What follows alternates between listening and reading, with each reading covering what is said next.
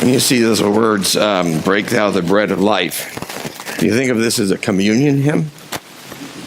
Because that's what we're here to do today, right? But it's not. It is not a communion hymn. It is about asking God to open up his word, that we might understand it. Like he did with the loaves beside the sea, he fed the people, and they grew as a result of what he taught them. Listen to these words. Bless thou the truth, dear Lord, to me, as thou didst bless the bread by Galilee, then shall all bondage cease. All fetters fall. Fetters. Those are manacles. Those are things that bind you in your lives. The song is asking God to take the word and to make it real, to connect with us, that we might find freedom from the things that sin binds us in. So I want you to be looking for that in this morning's service, looking for the Holy Spirit to open the word to you. And perhaps there's an area of bondage in your life. Maybe your whole life feels like in a bondage, and you're a victim of your past, or you're a victim of whatever. Those kinds of things, God has sent his Son to enable us to live a new life, a life that is freed from bondage. Many of us have this self-fulfilling prophecy that we repeat to ourselves again and again. I'm no good. I can't do it. I'm not able. Never have been. Never will. That's bondage.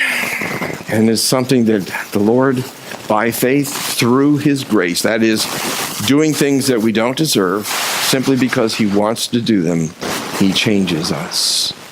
And so we need him to change us. We need him every day. Even those of us maybe who've been Christians all our lives, we're just as dependent upon his grace today as the very first day we received him as our personal Savior. We need Christ. And when we sing the song that says, all I have is Christ, that is not saying, hey, listen, I don't have very much. All I have is Christ.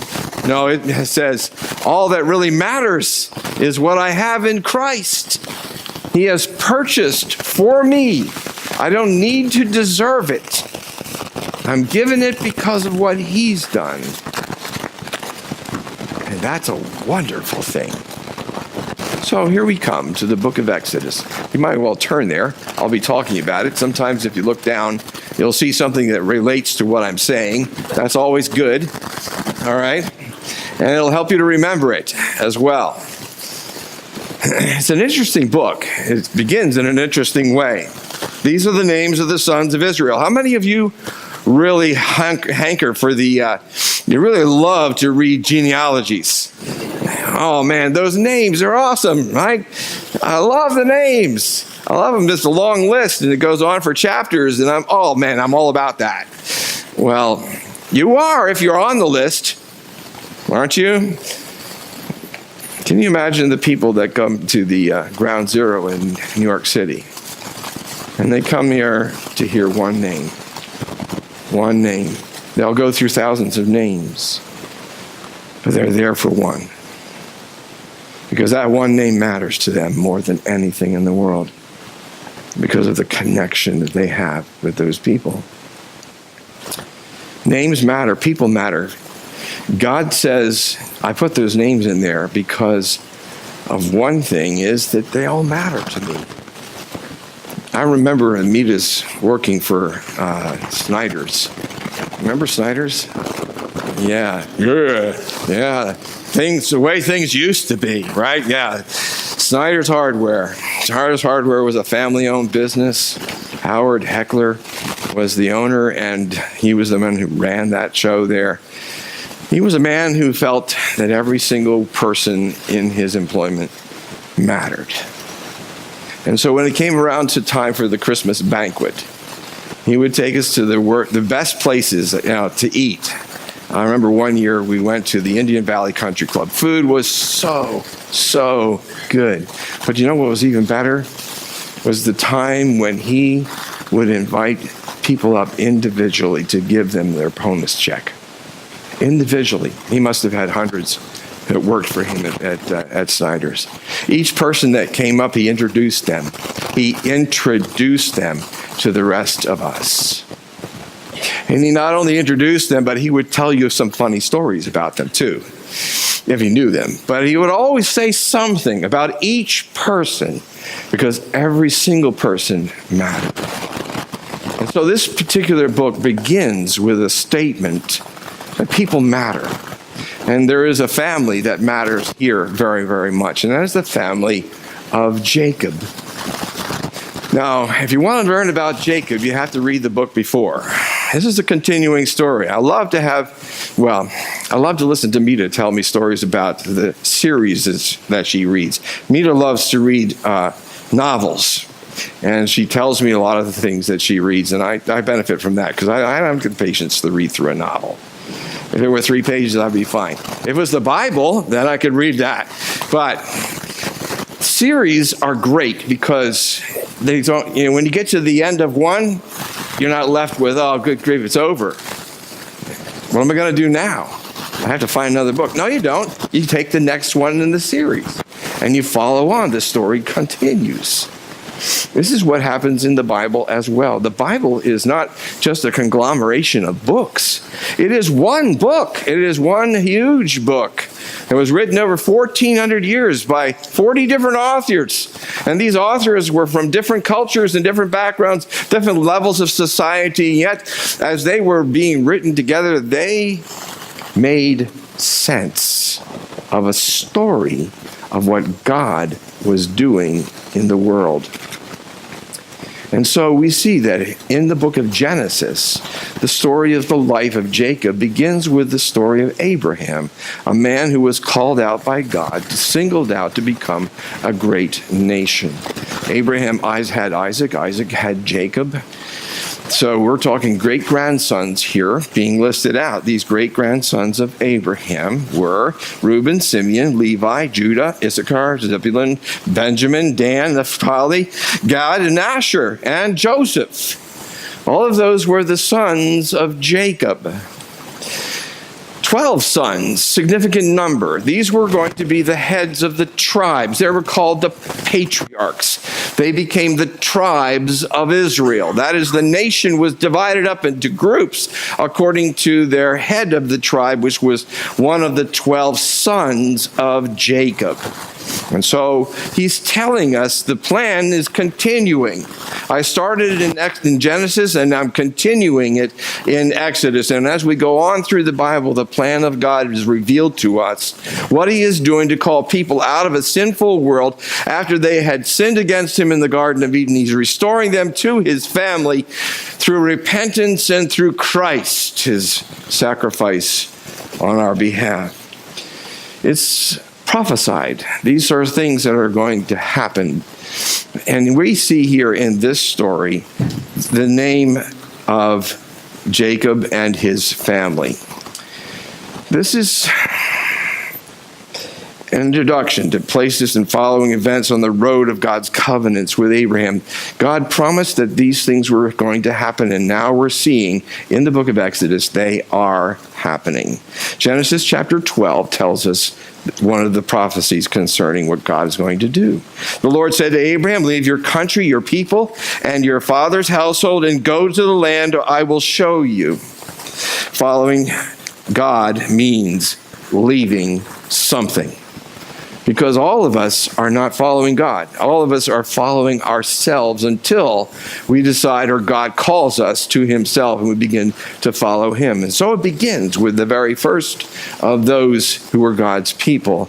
The man of faith, Abraham, is called out of his country to a place where he's going to go. And he says, I'm going to make of you a great nation, and I will bless you. And I will make your name great, and you will be a blessing. And I will bless those who bless you, and curse those who curse you.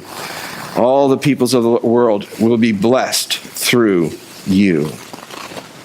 So this is the promise that God has made, and he is now in the process of fulfilling that. Specifically, we'll see today in this story his making the family of Abraham and Isaac and Jacob into a nation. He said, a nation will come from you, a great nation. And so we see that happening here. This lineage is about God's people. It tells us that they are important, that God is working through them. Now, as we talk about the lives of these people, they are going to sound familiar to your own lives because things happen to them which happen to us. And the answer to their problems is the same answer as it is to us. God must do something. So let's see what's going on. Now, Joseph and all his brothers and all that generation died. But the Israelites were fruitful and multiplied greatly and became exceedingly numerous. God was blessing Israel. They had come down into Egypt. They got there, first of all, because there was a famine in the land that they were living in, the land of Israel. They came down there to escape the famine, and Joseph had preceded them because they had sold him into slavery, and he ended up in there. And as God would make it happen, he was given a prophecy concerning this famine that was to come. He told Pharaoh that he could help him to prepare for it. Pharaoh gave him the opportunity to do so, and Egypt was prepared for a famine. So when God then told, when they heard about this going on down there, they moved away from the famine to be rescued by Egypt, and they stayed there. Joseph, their brother, reconciled with them and provided for them. And while they were living there, they were given this land called Goshen, a very fertile land that, gave them a place to become a huge nation. And they spread out. They became more and more numerous and more numerous over the years. Now, there was a prophecy that was given to Abraham earlier that told them how long they were going to be there. It's in Genesis chapter 15. The Lord said to him, "Know for certain that your descendants will be strangers in a country not their own, and they will be enslaved and mistreated for 400 years." That's a long period of time. They became enslaved as a result of a Pharaoh coming into power who did not know Joseph. Why did he not know Joseph? Did they not teach history in Egypt? Of course he knew about Joseph, but Joseph came into Egypt and was given favor by a Pharaoh who was from the Hyksos tribes. You see, there were tribes of Asiatic people that came in and conquered Egypt, and they ruled for over 200 years in Egypt over the Egyptians. It was during that time period that Joseph became appointed to be second in command of Egypt and provided all the grain that was going to be stored up for the people and brought his family down from Israel. They were Hyksos. Now, when the Egyptians drove these Hyksos out of their land, that was not a good memory for them. Driving them out was great. And the fact that they were there and had ruled over them was an embarrassment, a shame. It was a horrible time in their history.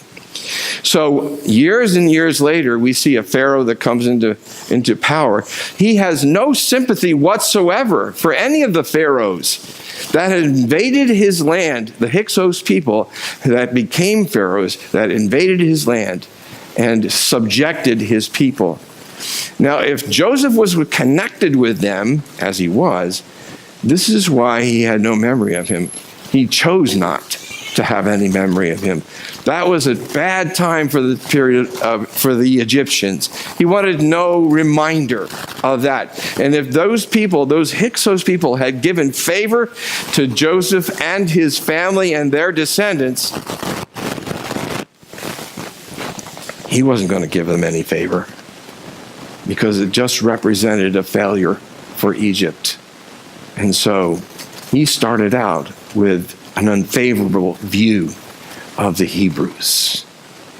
And as he saw them multiplying and becoming stronger and stronger, he decided he had to do something about it. The Israelites had become too numerous for us. God had blessed his people. Remember, he said he would, and that they would become a great nation. And in fact, they were. For the Israelite people and for the people of the East, the greatest blessing that they could possibly have was to have a large family. And so they had large families, more and more of them. And they were multiplying and multiplying. And now they were a threat. They were a threat, as the Hyksos had been before. There was this parallel thought going on. People were easily persuaded then to do things to try to reduce the number of the Hebrews in Egypt.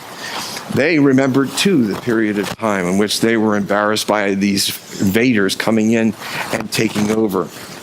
And so they deceived the people into saying, these people who are living among us, who are multiplying like crazy, are a threat to us.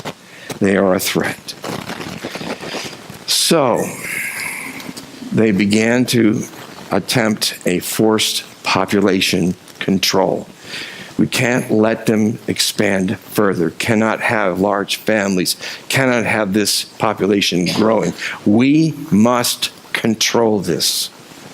And so they put slave masters over them, verse 11 in chapter 1. They put slave masters over them to oppress them with forced labor. And they built Pithom and Ramses as store cities for the Pharaoh. But the more they were oppressed, the more they multiplied and spread. So, attempt number one. We've got to control these people. Let's strip them of the things that they have. Obviously, the Jews had prospered under the kindness of the Egyptians.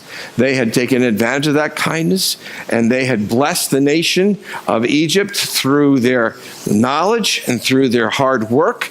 And economically, Egypt was doing well, and there was this good relationship going on. But in order to keep these people from growing, we've got to strip them of their positions, strip them of their businesses, and let's make them into a horde of slaves. They thought maybe that would stop them from having large families, but it didn't.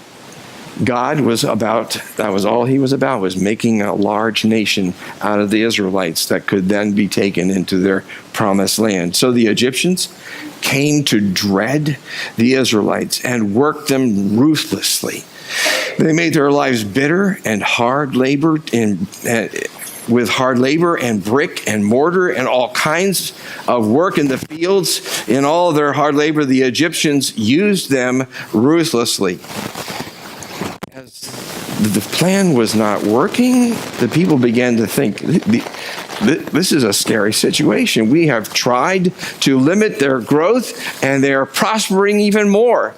And so they began to dread these Hebrews, these Israelites, because something was working in their favor, and they were continuing to prosper, continuing to grow as families. What are they going to do? They dreaded them because they were unknowns to them. Why is it that they were prospering? And the Egyptians worked the Israelites ruthlessly to drain them of hope and even to kill them. They made their lives bitter with heavy labor. Everywhere they worked with forced slave labor. Well, that didn't work either. They continued to prosper.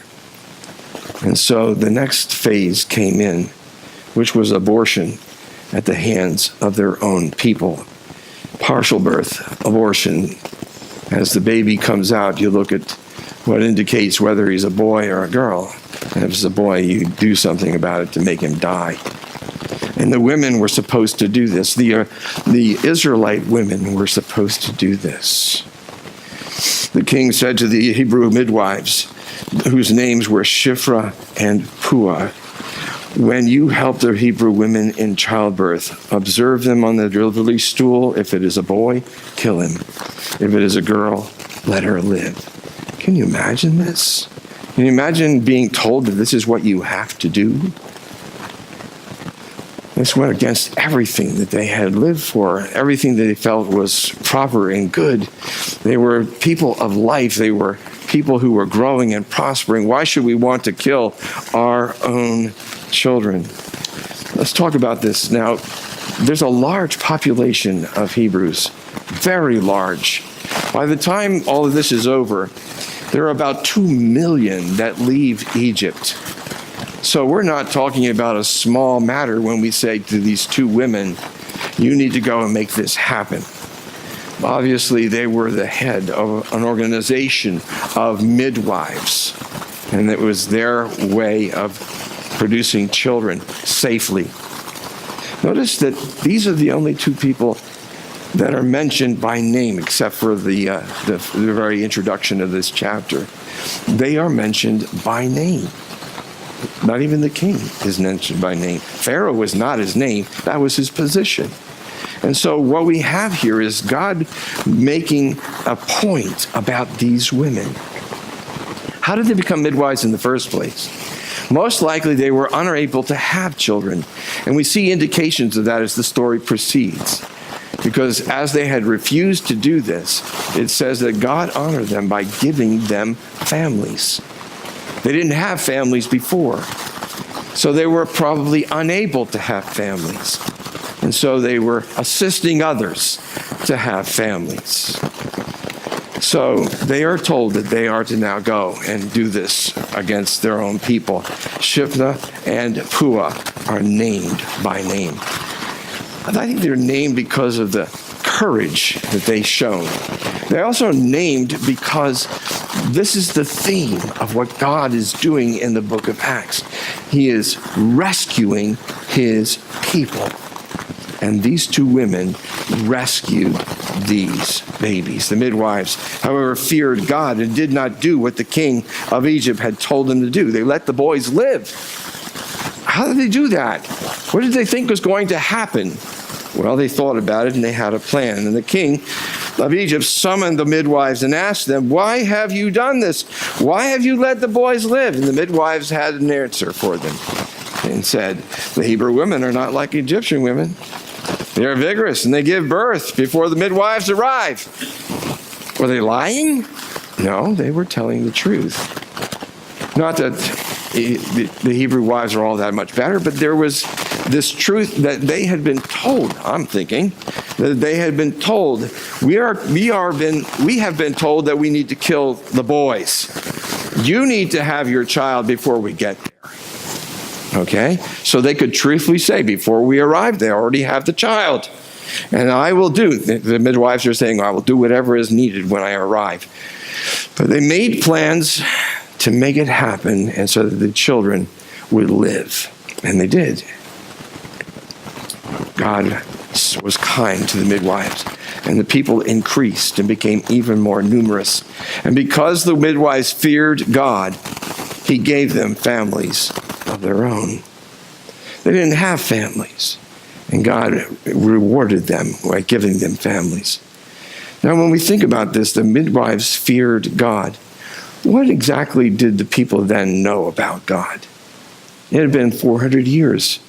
They're in Egypt. They are prospering in a pagan land. And many of the Israelites became worshipers of idols as well. It was like they hadn't heard from God for quite a long time. 400 years is a long time.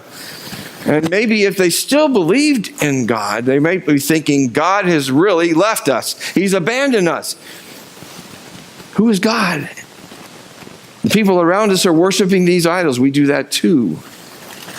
But here are 2 women who feared God more than Pharaoh.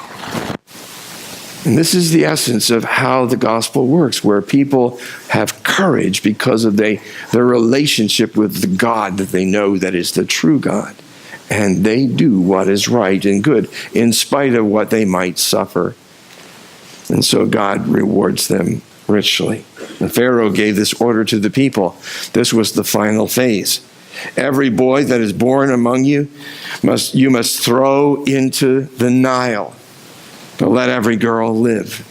And so now the word goes out to the Egyptians that they should do the work that the midwives refused to do.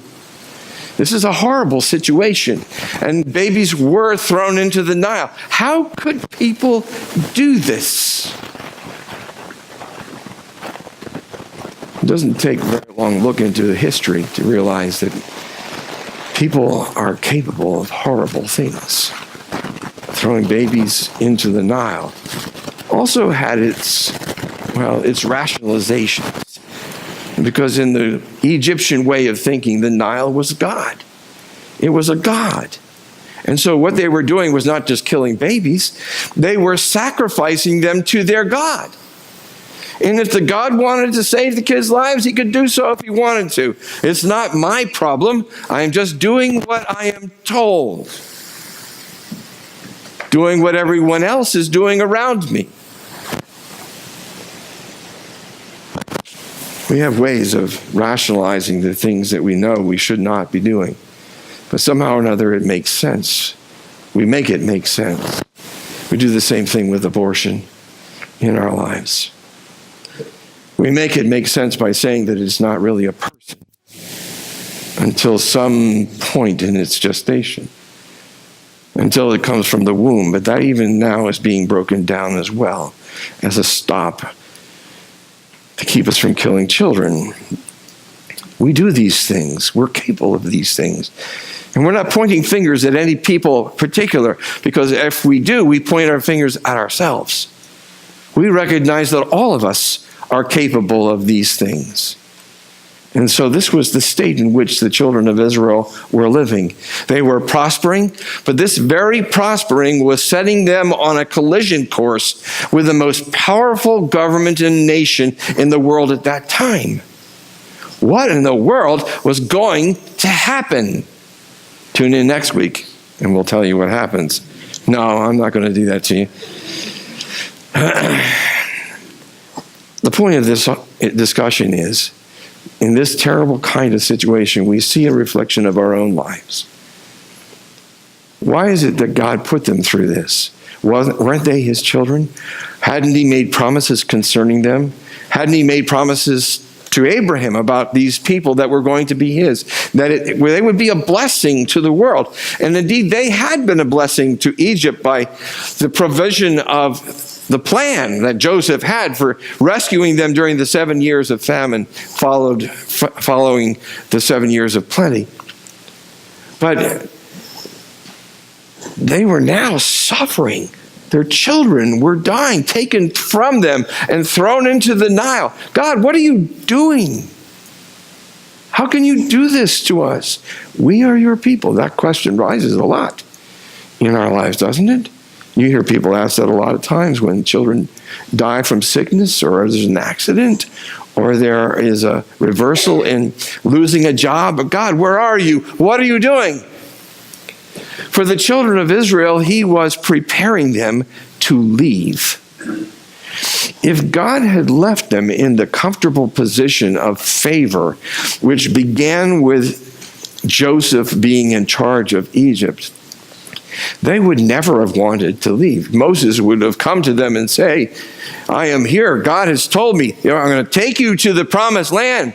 Moses, where's the promised land? What promised land? I'm living in the promised land right now. I'm making good money. I have a large family and friends and neighbors and people who like me and all those kinds of things. Why would I want to go to a promised land? It's a long journey. We'd have to walk and no, thank you.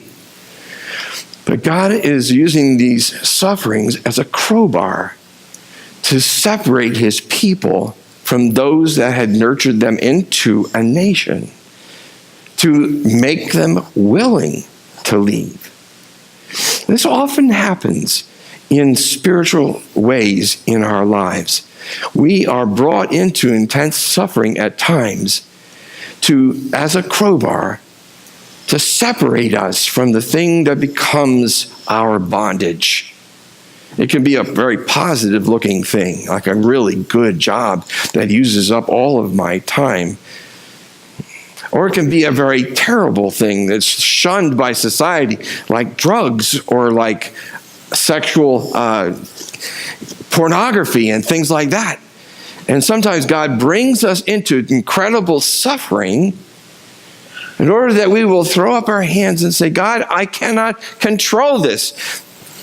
It had always been that we fooled ourselves into thinking that I'm in control. I can stop this when I need to. I know that things are being put on the side burner for a while, and pretty soon I'll bring them back to the front. The family's, being rejected right now, but that's only for a short period of time. I'm in control. I know what I'm doing. And then God has to somehow or another convince us that we don't have a clue about what we're doing. And we need him. And we need him to guide us. We need him to lead us out of that kind of life.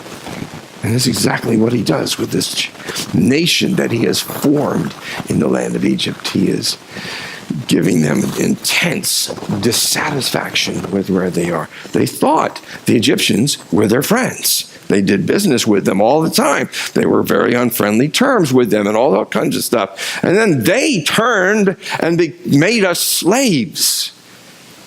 Well, maybe that he's telling them that the relationships were not all that good.